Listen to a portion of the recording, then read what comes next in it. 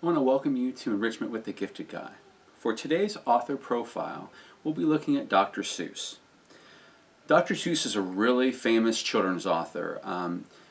His real name is Theodore Geisel, but he went by the name Dr. Seuss for his pen name.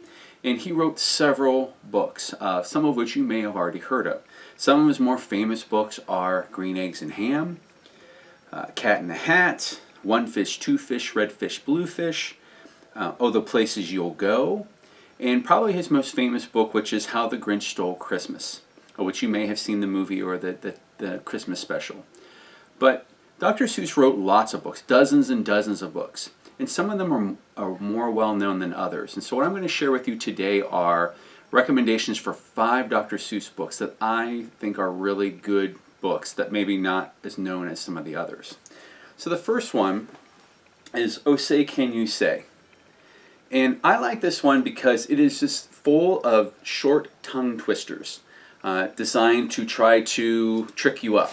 So for example, here's one. Like I said, they're only 1 or 2 pages long, but there's a bunch of them. So here is one of these, and I'll read it to you. Fritz needs Fred and Fred needs Fritz. Fritz feeds Fred and Fred feeds Fritz. Fred feeds Fritz with Ritzy Fred food.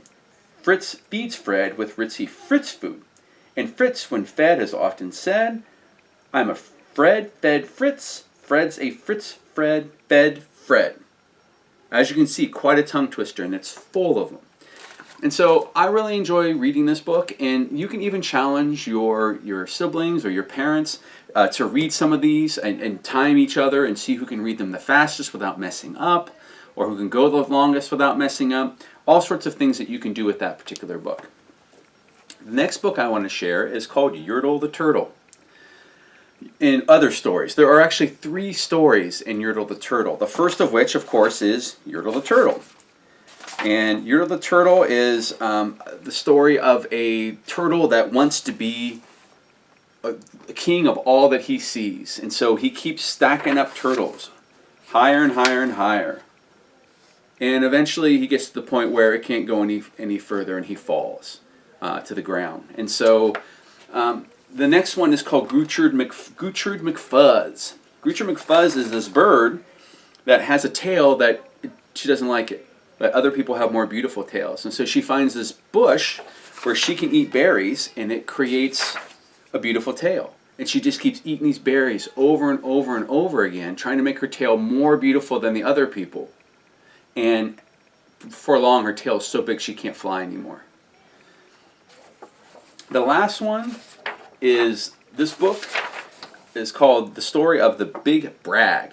And it's this rabbit and a bear who are bragging about all the things that they can do and how great they are. And then eventually they get shown up by a little worm that can do things even better than they can. So all 3 of these stories have a message. And the message is pretty much the same, which is that you should be a humble person. You shouldn't try to be more than what you are. And I think that's a great message to have. And so that's why I'm suggesting Yertle the Turtle. Horton Hatches the Egg is another one that has a great message. So the basic premise of Horton Hatches an Egg is he is going along through the jungle, and this bird is sitting on her egg, on her nest, and she doesn't want to do it anymore. So she convinces him to sit on the egg. She said she won't be gone very long. Of course, she's gone a really, really long time. And Horton sits through rain, he sits through hunters, all these things that are kind of making it difficult to do, but he sits on this egg because he said he would.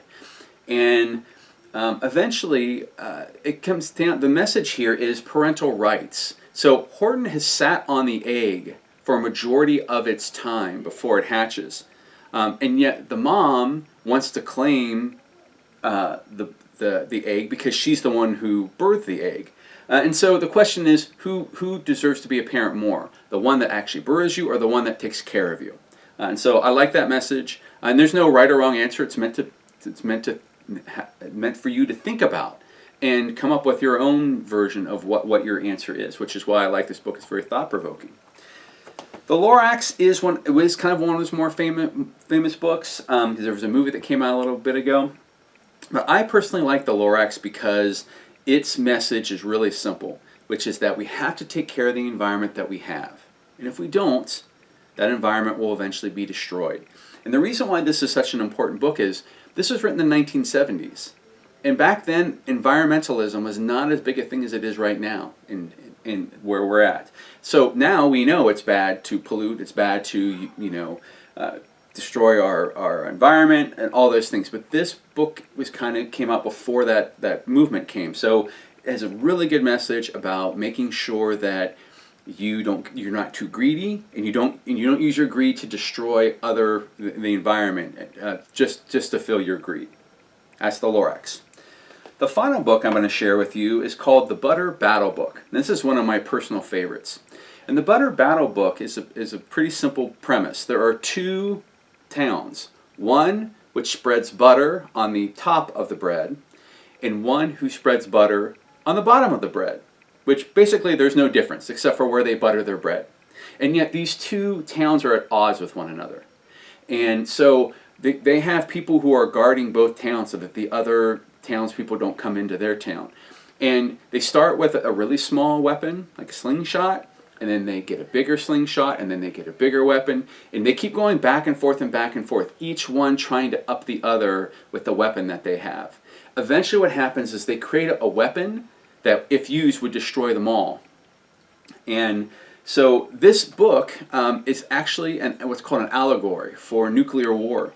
Nuclear war is there are countries around the world that have nuclear weapons, the United States and Russia being two of the biggest ones.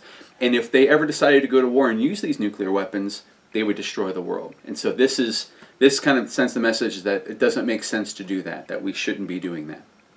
So those are 5 books that I would highly recommend. One of my favorite Dr. Seuss stories is the Sneetches, and I do have an Enrichment with the Gifted Guy where I read the Sneetches. So if you want to check me out reading that, you can just click on the YouTube channel. But I thank you for joining me today, and I hope you will try some of these Dr. Seuss books that maybe you don't know about. Thanks so much.